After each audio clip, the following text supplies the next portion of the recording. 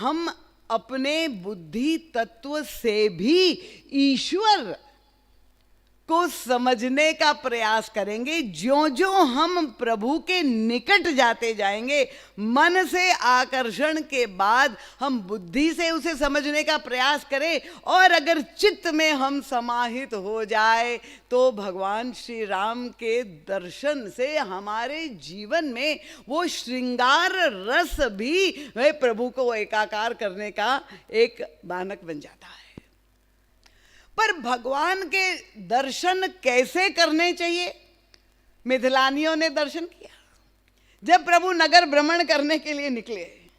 अब देखिए, गोस्वामी तुलसीदास जी कहते, जुवती भवन जरोखन लागी, निरखही राम रूप अनुरागी। देखिए शब्द का प्रयोग, ऐसे अनुराग पूर्ण हृदय से वे प्रभु का दर्शन, ऐसा प्रेम परिप्लुत दृष्टिकोण है, प्रभु के सौंदर्य का पान कर रही है। और उपमा भी एक दूसरे में आपस में दे रही, सखी इन कोटि काम छवि जीती। उनका इस राजकुमार का सौंदर्य अद्वितीय है, एक सखी दूसरे को कह रही, उसकी तुलना ही किसी से नहीं हो सकती। तो सौंदर्य का वर्णन तो मिथिलानियों ने किया, पर उसके बाद गोस्वामी तुलसीदास जी कहते, जो होनी चाहिए परिणति। देखिए, जो हमारी परंपरा है, गोस्वामी तुलसीदास जी कहते मन के स्तर पे आकर्षण हो, ये प्रथम कक्षा है, पर उसके बाद बुद्धि तत्व को जोड़ना क्यों जरूरी है?